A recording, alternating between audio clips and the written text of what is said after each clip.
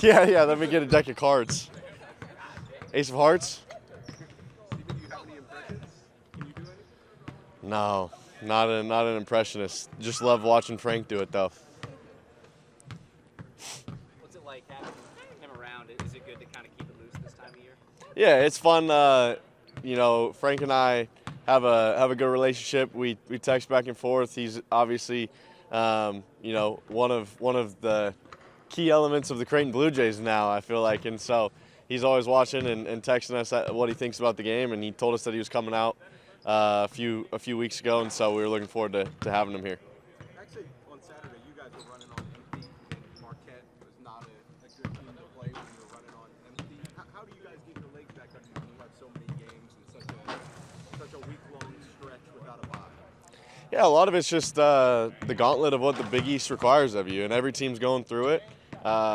Nobody is looking at anybody else's schedule and saying too bad for them, right? We all got to play each other, and so it was definitely getting off to a very fast start Saturday. Both teams running and gunning and hitting shots, and then I felt like you kind of felt it in the second half. Things slowed down a little bit, the pace, the tempo, all of it, and fortunately enough for us, we were able to make some buckets down the stretch.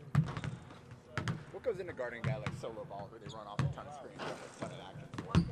Yeah, very similar to Cam Spencer last year, who was great for them, a huge focal point of their offense, and to have Solo Ball and Caravan, and now McNeely's back. He wasn't there when we played him last time. It's somewhat of a different team and even a different preparation for the pieces that they have tomorrow, and it's definitely going to be a task, but it's all hands on deck. I know that they didn't overhaul their team or anything, but how different are they with McNeely from what you've seen now compared to when you played them a month ago? Yeah, I mean, honestly, in the preparation for them without McNeely, you see the difference of the team and in the way that the offense flows. And he's a really talented young freshman that feels like he's already got quite a bit of experience under his belt. And so he provides a spark for them that I think we're going to have to make sure that we limit as much as we can.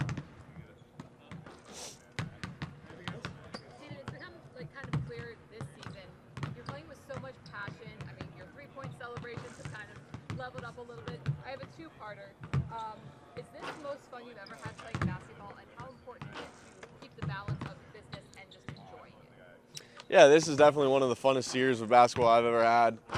It's something unique and special to be able to have your son watching you play basketball, though he won't ever remember any of this. It's something that I definitely play for him and for Peyton and all my friends and family, and so it's fun because, yeah, I have a job to do out here on the court, and that's win basketball games. But at the same time, if you're not having fun out here, then why are we doing it? And so, obviously, last year, Baylor was kissing threes to the fans, and if he's not here to celebrate the threes, who else should do it? So, felt like I had to step up my game a little bit. So, shout out to Baylor.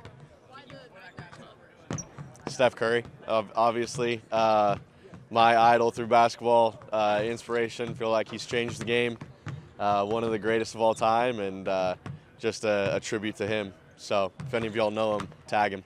Have you hit the night before? Do you remember the last time you did, if you have? Yeah, the time I did it before was, I think, Xavier at home, and then just in practice was the only other times.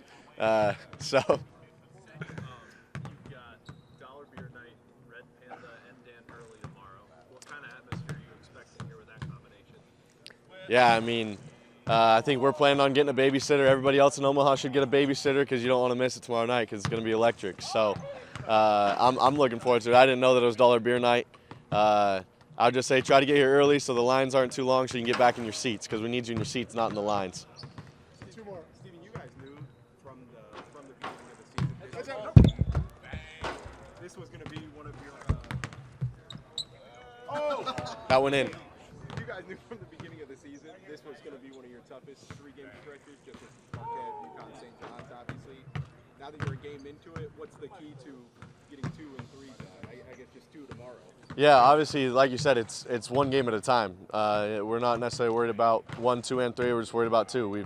And really now 2 is 1. It's the number one priority, the number one focus for us, and it's one game at a time. And I think that the maturity of this group has been able to show showcased itself over the course of the season because there's been highs and lows throughout this year. But as we keep it one game at a time, I feel like we've been able to make sure that within that game, we were able to make the adjustments we need to because we're all locked in and focused on what that game requires of each of us. I saw you wrote Tommy on your arm. Do you still do that on your tape? Yeah. I tape my wrist for every game, and then it's one of the ways that I feel like as an athlete, you always need something to kind of ground yourself when the moments are maybe a little bigger. You're not thinking quite straight, and so a few mistakes may happen in the game, and I try to just look at my wrist, and I'll write Peyton's name as well and Tommy's just to kind of remind me who I play for and what I have to be grateful for outside of a turnover here and there.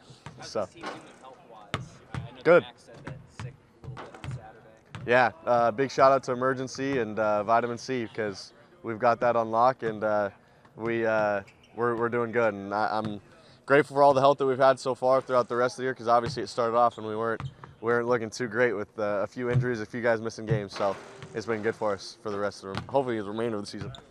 Thanks, Steve. All right, thanks guys.